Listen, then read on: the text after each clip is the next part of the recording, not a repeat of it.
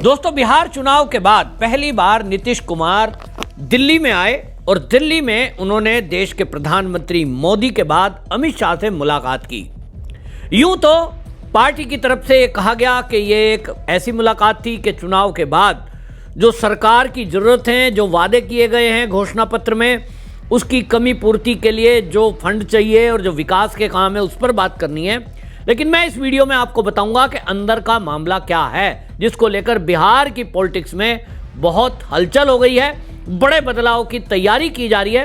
और ये बदलाव आपको बता दूं कि भारतीय जनता पार्टी भी अपने स्तर पर कर रही है, सहयोगी दलों को भी कहा गया है इसके लिए। बिहार की पॉलिटिक्स में बड़ा बदलाव इसलिए भी जरूरी बन गया है क्योंकि वहां लालू प्रसाद यादव की पार्टी आरजेडी, उसमें बिखराव की खबर है। आरजेडी के सांसद और विधायक अब अपनी जगह तलाश रहे हैं क्योंकि उनको दिख रहा है कि लालू प्रसाद यादव की तबीयत खराब है।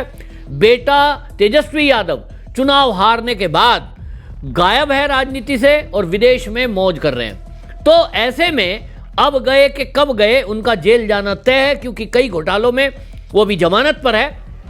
तो पार्टी के अंदर एक ऐसा असुरक्षा का माहौल है कि हमारा क्या होगा, और इसीलिए अपना राजनीतिक कैरियर बचाने के लिए अब ये भारतीय जनता पार्टी की तरफ से दावे किए जा रहे हैं कि आरजेडी के कई विधायक उनके संपर्क में हैं, एक सांसद भी उनके संपर्क में है, ऐसा कहा जा रहा है।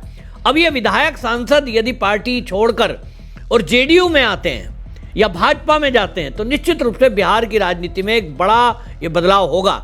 इस मीटिंग में नीतीश कुमार जब दिल्ली आए तो मोदी जी से मिलते हैं। समझ में आता है कि एक मुख्यमंत्री एक प्रधानमंत्री से मिलता है तो राज्य की तरक्की की, बजट की, इधर उधर की बातें हुई होंगी।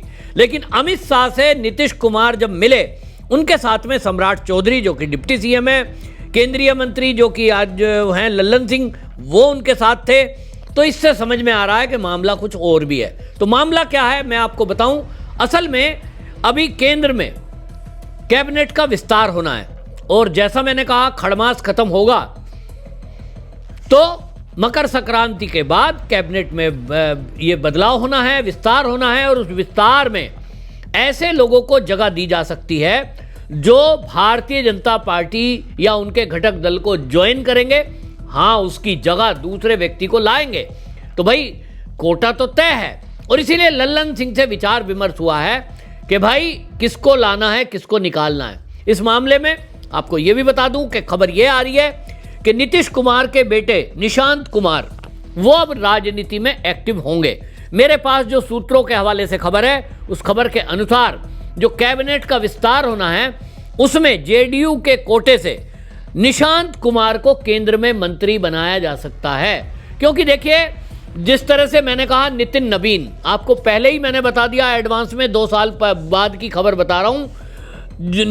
जो नितिन नवीन है उनको कार्यकारी अध्यक्ष बनाया गया है और बीजेपी का अध्यक्ष भी बनाया जाएगा फुल प्रूफ। उसके बाद योजना यह है, क्योंकि बड़ा नेता बिहार के अंदर कोई नहीं है, तो या तो सम्राट चौधरी परफॉर्मेंस अच्छा करें तो उनको भी सीएम कंटिन्यू किया जा सकता है, लेकिन नितिन नवीन बिहार का एक बड़ा चेहरा बने। भारतीय जनता पार्टी चाहती है कि उन्हीं का मुख्यमंत्री हो, तो वो नितिन नवीन हो सकते हैं। लेकिन उसके पहले क्या, उसके पहले नीतीश कुमार ये चाहते हैं कि मेरा बेटा सक्रिय पॉलिटिक्स में आए तो बिहार का सीएम बने, क्योंकि जो जातिगत समीकरण नीतीश कुमार ने साध कर चले, जिसके कारण वो लगातार सरकार चाहे लालू के साथ मिलकर बनाई या बीजेपी के, दोनों कंडीशन में नीतीश कुमार ही सीएम रहे और वो जातिगत समीकरण के कारण है। तो जातिगत समीकरण और जेडीयू के नेताओं को थाम कर रखना ये एक बात है, लेकिन बेटे की एंट्री, उसके लिए भी जोरदार एंट्री कराने के लिए अगर वो बिहार में सीएम बनाए जाते हैं तो मैं नहीं समझता हूं कि जेडीयू के पुराने नेता उनको सीएम के रूप में बेटे को स्वीकार करेंगे। और इसलिए शायद ये तय हुआ है कि निशांत कुमार को केंद्र में मंत्री बना दिया जाए। परफॉर्मेंस ठीक करते हैं, कुछ करके दिखाते हैं। हो सकता है जेडीयू का अपना ये निर्णय हो कल को कि नीतीश कुमार को जब रिटायर किया जाए, क्योंकि उनकी हालत ठीक नहीं है, ऐसा कहा जा रहा है। अभी हिजाब विवाद में जिस तरह से उन्होंने एक लड़की के मुंह से हिजाब खींचा, उसका पूरे देश और दुनिया में बवाल मचा। तो ये एक सामान्य स्थिति नहीं है कि कोई व्यक्ति मुख्यमंत्री है और वो इस तरह का काम करे। गलत है, सही है, वो बाद में है, लेकिन विवाद पैदा हुआ। ऐसे में जेडीयू के लिए भी सवाल उठ रहा है और भारतीय जनता पार्टी भी ये चाहती है कि नीतीश कुमार की जगह कोई नया चेहरा मुख्यमंत्री के तौर पर हो। तो भारतीय जनता पार्टी तो जब भी चाहेगी वो यही चाहेगी कि हमारा ही मुख्यमंत्री हो, यानी भारतीय जनता पार्टी का ही कोई नेता बिहार का मुख्यमंत्री बने। लेकिन नीतीश कुमार जब तक हैं, जब तक उनकी खुद की इच्छा नहीं है, वो सीएम की कुर्सी पर रहेंगे और जिस दिन वो छोड़ेंगे तो उनके बेटे को सीएम बना दिया जाए, ये जेडीयू के नेताओं के ऊपर है। जैसा मैंने कहा, अब हाल फिलहाल में ये तय हुआ है, जो सूत्रों के हवाले से खबर है, कि निशांत कुमार जो नीतीश कुमार के बेटे हैं, पहले उनको केंद्र में मंत्री बनाया जाएगा जिससे उनकी एक पहचान बने और उसके बाद उनकी एंट्री बिहार की पॉलिटिक्स में वापसी कराई जा सकती है, या फिर वो केंद्र में करेंगे, ये बाद की बात है। लेकिन फिलहाल जो मुलाकात है उसमें एक ही बात सामने आई है कि बेटे की केंद्र में एंट्री। तो जो केंद्र की कैबिनेट का विस्तार होना है, निशांत कुमार उसमें जेडीयू के कोटे से नए मंत्री होंगे। तो लल्लन सिंह का क्या होगा? लल्लन सिंह अभी कोटे से हैं और वो रहेंगे। अभी फिलहाल कोई बदलाव की स्थिति नहीं है, लेकिन यह कहा जा रहा है कि बाकी जो जेडीयू से कांटेक्ट में बिहार जो लालू प्रसाद की पार्टी के विधायक हैं, अभी उनकी भी एंट्री हो सकती है और जेडीयू ज्वाइन कर सकते हैं। तो बिहार में उनको क्या स्थिति मिलेगी? सबको मंत्री नहीं बनाया जा सकता। यह तय हुआ है कि पार्टी ज्वाइन करिए तो पार्टी ज्वाइन कराया जाएगा, यह भी खबर आ रही है। कुछ सांसद भी क्या आ सकते हैं, इसकी भी खबर आ रही है। लेकिन कुल मिलाकर एक बात तो तय है कि आरजेडी अब पूरी तरह बिखराव की स्थिति में है। जो लालू प्रसाद यादव के लेफ्ट राइट या रिश्तेदार रह जाएंगे, केवल वो पार्टी उनकी रह जाएगी।